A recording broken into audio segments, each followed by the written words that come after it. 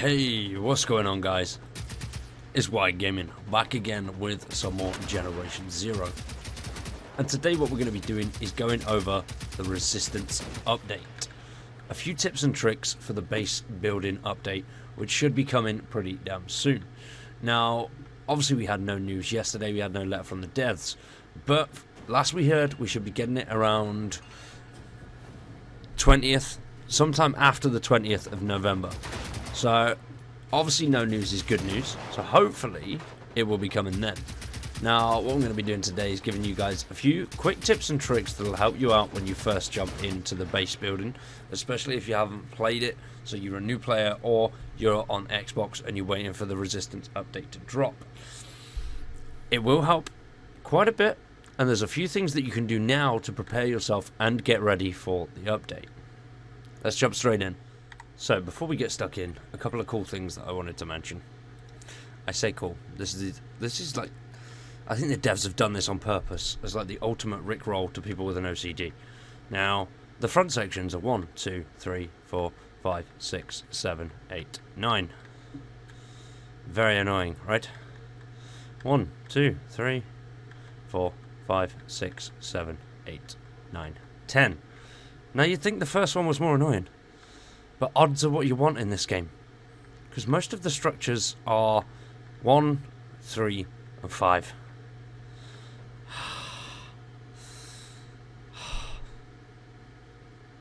It sets the OCD off. It's a bit stressful. But it's okay. You work around it. I like symmetry in my bases. I really do. But it makes it hard. Ah well, never mind. We can fix that. Now, something else that's really cool that you might not have seen. You can place these little things here, which have hit markers on for the robot's weak points, which is really, really cool. Like, really cool. I like how they've done that. It's a shame that we don't have a tank or a harvester, because that would help people quite a bit, especially new players getting to learn weak points of the machines and stuff like that. But, oh well, you know. Now, another cool thing that you might want to notice. 1, 2, and 3. There are 3 different modes that you can play here. Easy, medium, and hard. Best off going for the harder mode because that has the best rewards, especially early on. And if you're playing and you've got all of the rewards, so the experimental ammo and things like that, definitely stick with hard because you've got a better chance of getting a clothing item from it. So for base building, you are going to need a lot of materials. And pretty much all of those you can get in-game already. Now, I'll link in the description down below a guide to farming the materials that are already existing in the game. But this one won't actually be there until the Resistance update launches on Xbox. So if you spawn here, the home base, you will find yourself a massive, and I mean a massive amount of wood. You need a lot of it. So it spawns you just here next to the truck. So first things first, on the other side of the truck you've got some wood there. Come away from the truck, run over to the rock on the left. If you just run down the back, there's a load of pieces there as well. Bish, bash, bosh. There's also some textile there. Whether you want to get that or not, up to you. And if you run over to this side, so that's 4 pieces that we've got already. And then there's 5 and 6 over here. It doesn't count for 1 piece either. Sometimes there's multiple pieces of wood. Another okay thing you can get it from is backpacks and toolboxes. Now, it's not a dead cert, but you can get it there. I'll run over here by the generator. In the bushes here, there's another piece here. Let's pick that one up. A little bit further up towards this little campfire here, there's some. And as you run just over the hill towards this end section here, you'll find some. Boom. And there used to be another part there, which is obviously gone now. There used to be 2 pieces on here, but obviously not. So just from that one little area, 21 wood, which is more than enough to make a couple of little fortifications. Nothing major. So once again, I'll show you from the actual truck itself. So you'll spawn in, you'll land right in front of this truck here by the radios. It spawns you literally right here. So take a step back. Behind the truck, there's some wood. to the left of that rock, there's some wood. Turn around, there's some wood over there, and over there by the fire, and then finally over by the spotlights. Now, once again, for everything else, you're going to need to be farming like mad. Make sure you get stuck in, grab a load of bits whilst you've got the opportunity. Then as soon as you jump into the resistance update, all you got to do is farm this location a couple of times, and bish bash bosh. Luckily, it is not subject to the 4 hours. It does respawn whenever you move away and come back. Hopefully they don't fix that with the Xbox update, but if they do, then that's unfortunate. But the other best way to get them, like I said, toolboxes, backpacks. Now, when you spawn your first wave in, you might be a little bit lost. You're not going to know where they come from. Luckily, you will learn very quickly that there is a pattern to where they come from. There are only 4 entrances for the machines, which does make it really easy to set up defenses such as mines and things like that. And unless they have changed it for the Xbox update, which I highly doubt, unfortunately, it's the same repeating pattern. So they'll spawn from this location here, this location here, as we just run up the hill here. They'll spawn from down there as well, and then finally just to the back of the destroyed generator, just over there. Now, the most important ones to note for tanks are 3 spawns, sorry. One is just over the left side there, which will spawn you a prototype tank. One is straight down here, which will spawn a prototype tank. And finally, the one at the back down there will spawn you a military type tank. Which, I know it's not massive. We don't really get many like big boy bad tanks that show up. But, you know, a couple of tanks isn't too bad. I do hope that once the update is out for Xbox, they'll start to tweak the way it's done a little bit, and we'll get to see more variety in the level of machines. I was hoping to see some big boys, but we don't see that, unfortunately. It's mainly just runners, hunters, and a tank or 2. On the easy mode, you won't get a tank. On medium and hard, you will get a tank. So one of the major downsides that I have found about the Resistance base building update is pretty much the fact that it's on the rival system as well. Now, what that basically means is you can't just run through and do mission after mission after mission after mission. You need to keep your rival score nice and high. But luckily, only in the forest region.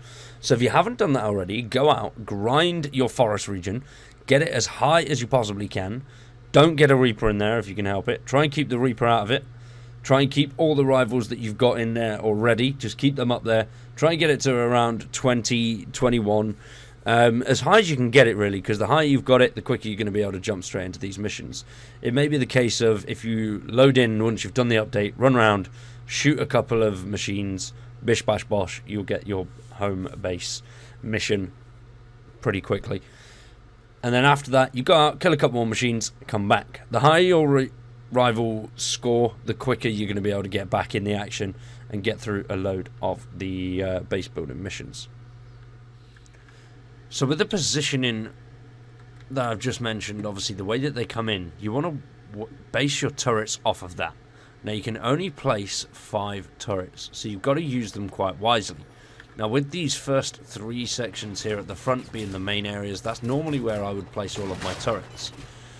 Mainly the 2 at the front here to take on these guys, because that's where a tank comes from. One over here to take out these guys, also where a tank comes from.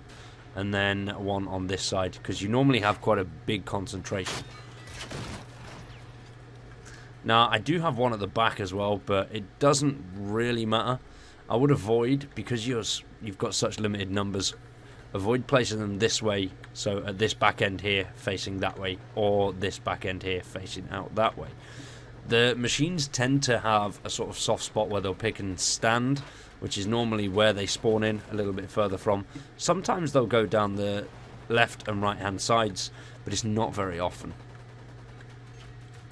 So the placement is pretty key. Now the way that they actually shoot is quite good. It's like a very open cone. They can shoot sort of where I am here, which is good. It doesn't limit them. They're not a straight out cone and they go straight forward. So that's quite helpful.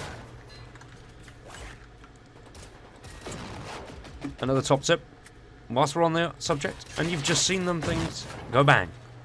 Always always repair your structures. It's cheaper to repair them than it is to rebuild them. So always keep that in mind. Always repair them as often as you possibly can.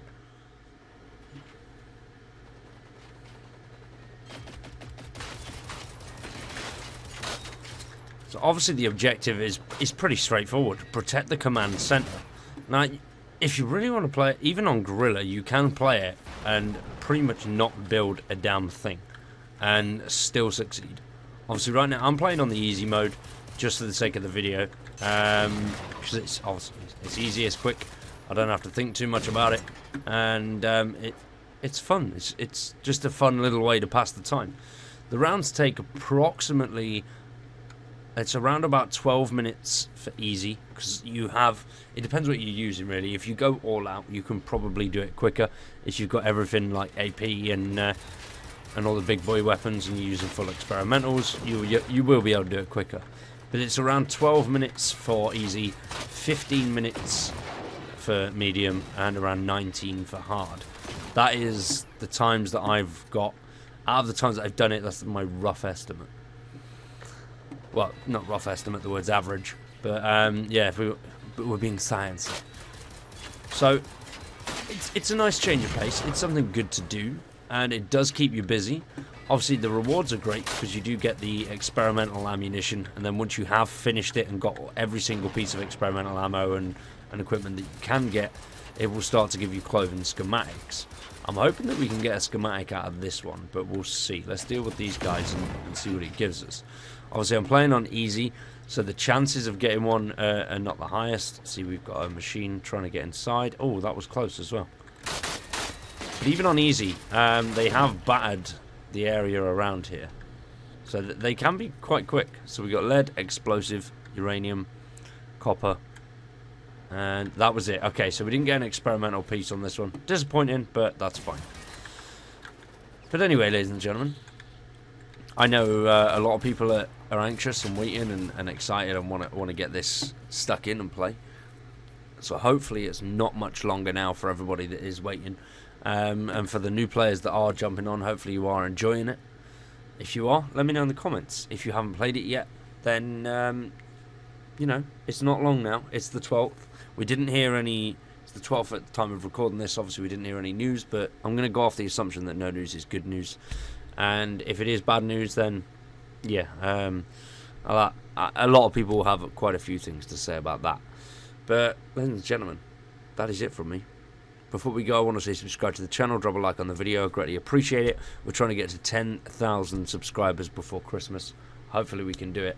But for now, I've been Wired and you've been awesome. We'll see you in the next one.